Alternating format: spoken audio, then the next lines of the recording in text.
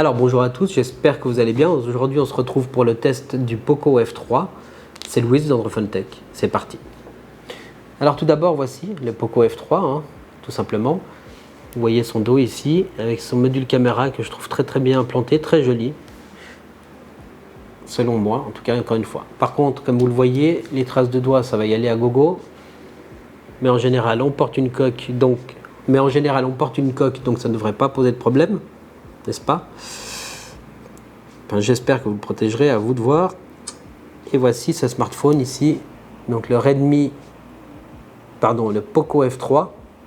Donc voici le Poco F3 que je trouve personnellement un très bon choix. On a donc la surcouche MIUI, pour rappel, donc qui est très claire et c'est une surcouche que j'aime beaucoup. On a comme d'habitude sur la tranche droite ici, donc le bouton Power, volume moins, volume plus. Donc bouton Power, volume moins, volume plus ici sur la tranche droite. Sur le haut-parleur, la partie supérieure, le haut-parleur secondaire. La partie inférieure, le haut-parleur secondaire avec un port USB-C, le micro et le tiroir carte SIM. Sur la tranche gauche, pour vous, il n'y a rien ici. Pour rappel, le déverrouillage se fait sur le bouton Power ici. Le capteur est là et ça marche impeccablement bien. Ensuite, on a pour la partie son, tout de suite, on va aller voir la partie son et écran. Donc on va écouter tout de suite une intro pour voir avec un peu de musique si j'ai quelque chose. Normalement oui. Alors bonjour à tous, j'espère que vous On va allez bien. recommencer juste le passage, pour que vous puissiez écouter le son.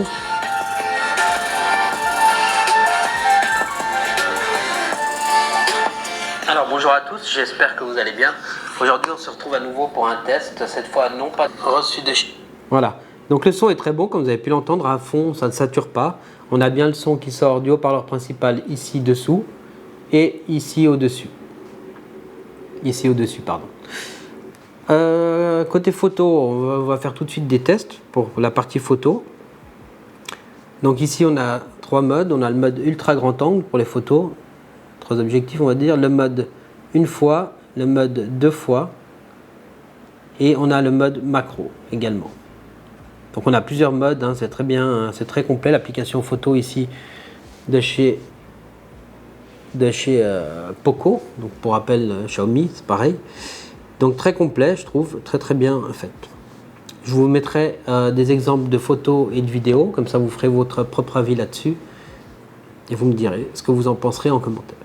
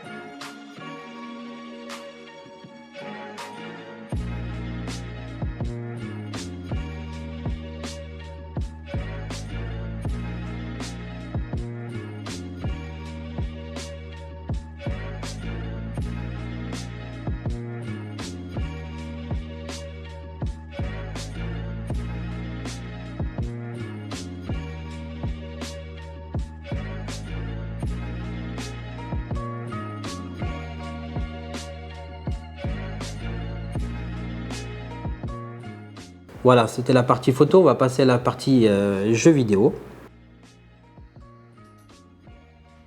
Alors ici, alors déjà, est-ce qu'on voit des lags ou pas?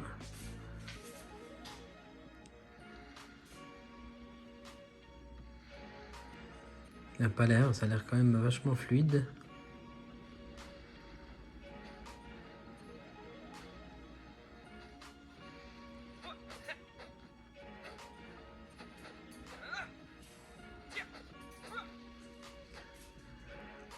Donc jusqu'ici aucun lag, bien au contraire.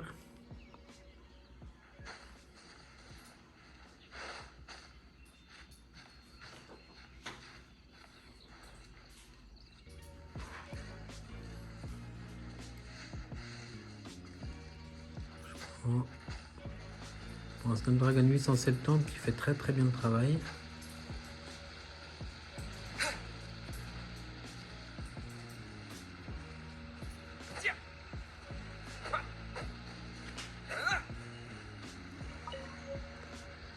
Vraiment très bien fait ici le jeu. Genshin Impact est un jeu que je trouve très bien fait. Il est magnifique à voir.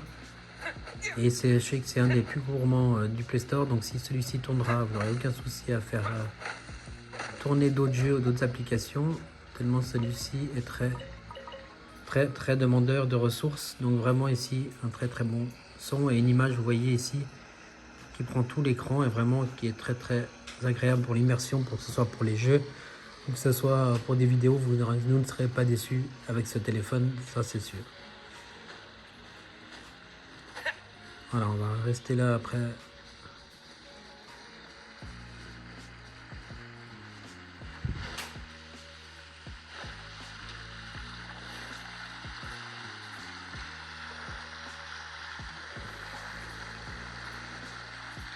Et ici, vraiment très bien fait ce jeu. Voilà.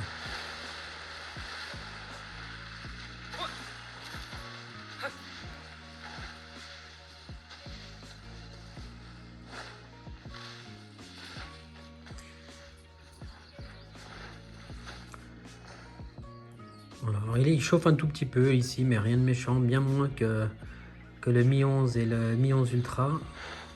C'est peut-être dû à ce système de refroidissement liquide cool qui fait bien son travail. Vous voyez les paysages et tout ça, vraiment c'est très beau et très bien fait ici. Et très bien maîtrisé par ce Snapdragon 870. Bravo de ce côté-là. Allez. Donc vous avez vu, côté jeu, ça va tourner sans problème. Pour rappel, il a le Snapdragon 870 dedans, donc les jeux iront très bien sur ce téléphone. C'est ce que j'aurais aimé voir d'ailleurs chez d'autres smartphones qui sont sortis après lui, c'est-à-dire voir ce processeur Snapdragon 870 qui est un cran au-dessus que le 865, qui est en tout cas plus récent et qui va apporter un peu plus de fraîcheur et de distance dans le temps, peut-être d'endurance plutôt dans le temps, pour faire tourner des gros jeux et des grosses applications. Maintenant, c'est pas le Snapdragon 888, mais à ce prix-là, franchement, je trouve que c'est très correct. Maintenant, à vous de voir et de vous faire votre propre avis. Voilà, sur ça, j'espère que vous avez aimé la vidéo. Si c'est le cas, comme d'habitude, un j'aime, un like ou un j'aime, c'est pareil, un partage, un commentaire, et surtout, n'oubliez pas de vous abonner, vous savez que c'est important pour la chaîne. Sur ça, je vous dis à très vite dans une prochaine vidéo. C'était Louis d'Androphone Tech. Ciao!